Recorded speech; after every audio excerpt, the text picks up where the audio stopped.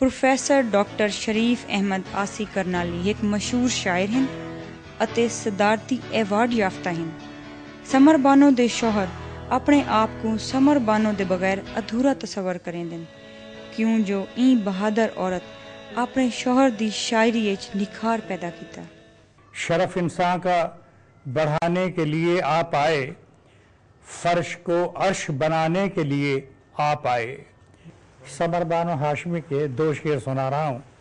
مسکراتے ہوئے جب وہ سر شام آتے ہیں، دل ویراں کو بہاروں کے پیام آتے ہیں۔ میں سمجھتا ہوں کہ انسان کی زندگی میں خوش نصیبی کے بہت سے مواقع آتے ہیں، تو ان مواقع میں ایک بہت اہم موقع وہ ہے جب سمر بانو ہاشمی سے میری شادی ہوئی اور یہ میرے گھر تشریف لائیں۔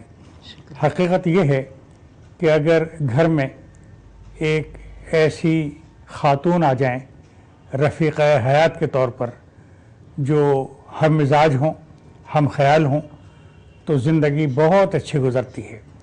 میں بعض دفعہ ان سے یہ کہا کرتا ہوں کہ اگر آپ میری زندگی میں نہ آتی تو میں ترقی نہ کرتا اور میں اتنا کمتر انسان ہوتا کہ ممکن ہے کہ میں کسی سڑک کے کنارے پکوڑے بیچتا ہوتا۔ جب میں نے نعت کے موضوع پر پی ایچ ڈی کرنا چاہا، اور اس میں یہ تھا کہ نعت ایک تو میری اپنی شناخت اس اعتبار سے تھی کہ میں نے نعتیں بہت کہی ہیں، اور یہاں تک کہ میری ایک کتاب نعتوں کی گلاب ہے، اس پر مجھے صدارتی ایوارڈ بھی ملا ہے۔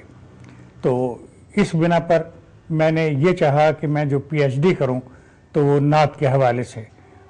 تو یہ بڑا مشکل کام تھا، تو ایک موقع پر میں نے سمر بانو ہاشمی سے کہا کہ بھائی میں نے اتنا کچھ کر لیا، لیکن اس کے باوجود میں سمجھتا ہوں کہ اس میں مشکلات ہیں، اس لیے میں پی ایچ ڈی کرنے کا ارادہ منسوخ کر رہا ہوں۔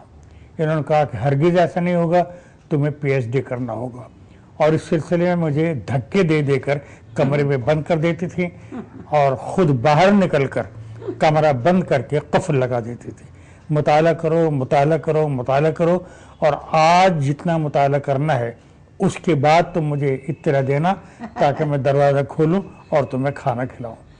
تو یہ ایک رفاقت اور محبت کی مثال ہے۔ سمر بانو نہ صرف اپنے آپ کو یا اپنی فیملی کی جدوجہد کیتی ہے، بلکہ انہاں 30 سال پہلے خواتین کیتے ایک انجمن بنائی جیڑی اج بھی ملتان اتے ملک بھر دیاں خواتین کیتے ادب دی ترویج دا بہت اچھا پلیٹ فارم ہے۔ یہ دیکھا کہ یہاں کی شاعرات ایسی ہیں خواتین جو محفل میں آ کے پڑھنا چاہتی ہیں، لیکن ان کو اجازت نہیں ہے، جیسے مجھے نہیں تھی۔ تو پھر میں نے کیا کیا کہ کچھ اپنے شوہر اور کچھ ایسے پروفیسر حضرات جیسے ڈاکٹر شمیم ترمیزی ہیں، ڈاکٹر اسد اریب ہیں، پروفیسر اصغر علی شاہ ہیں، ان سب کو ساتھ ملایا اور ہم نے ایک حریم فن کی بنیاد ڈالی۔ اور مجھے اس بات کی بڑی خوشی ہے کہ وہ میری بزم 38-35 سال ہو گئے ہیں، بڑی کامیاب جا رہی ہے۔ پھر ہم نے بہت سے لوگوں کو اپنے ساتھ ملایا، جس میں پروفیسر حضرات تھے، اس میں میں خواتین جو بکس لکھتی ہیں ان کی اوپننگ کراتی ہوں، تنقیدی محفلیں، مرد حضرات بھی شامل ہوتے ہیں اور خواتین بھی۔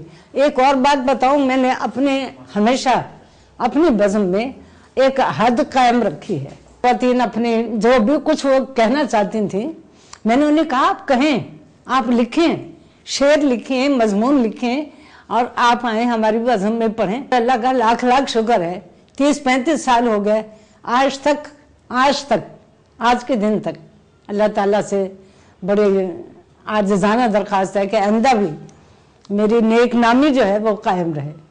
کبھی کوئی ایسی بات نہیں ہوئی کہ کسی نے کہا ہو کہ جی وہ تو مردوں کی محفل ہے ہم کیوں جائیں۔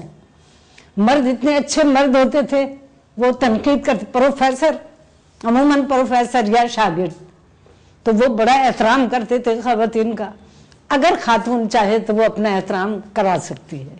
سمر بانو اپنے بالاں کو تعلیم دے میدان اتنا اگوں تے ودھایا کہ انہاں دے 6 بچے جڑے کہ سارے دے سارے پوسٹ گریجویٹ ہیں، ਅਤੇ ਡੂ ਬੇਟਿਆਂ ਦੀਆਂ ਸ਼ਾਇਰੀ ਅਤੇ ਨਾਤੀਆ ਕਲਾਮ ਦੀਆਂ ਕਿਤਾਬਾਂ ਮਾਰਕੀਟ ਵਿੱਚ ਮੌਜੂਦ ਹਨ, ਜਿਨ੍ਹਾਂ ਵਿੱਚੋਂ ਸ਼ਾਰਿਕ ਜਾਵੇਦ ਸ਼ਾਇਰ ਅਤੇ ਰਾਈਟਰ, ਇਹਨਾਂ ਦੀ ਕਿਤਾਬ ਇਨਕਾ ਦਰ ਚਾਹੀਏ ਖੂਬਸੂਰਤ ਨਾਤਾਂ ਦਾ ਮਜਮੂਆ ਹੈ, ਜਦਕਿ ਅਜ਼ਮਤ ਕਮਾਲ ਦੀ ਸ਼ਾਇਰੀ ਦੀ ਕਿਤਾਬ ਲਫ਼ਜ਼ ਨਗਰ ਖੂਬਸੂਰਤ ਅਹਿਸਾਸਾਤ ਦਾ ਮਜਮੂਆ ਹੈ।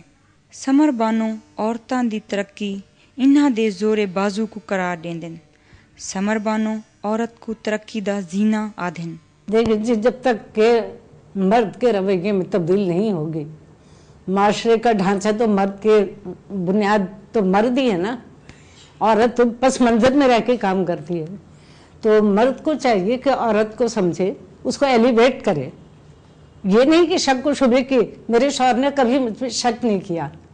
एक बात, उसकी वजह से मेरे अंदर कॉन्फिडेंस पैदा होता गया और मैंने लिखा, पढ़ा, अफसाने लिखे, नावल लिखा, मेरा नावल बड़ा मकबूल हुआ।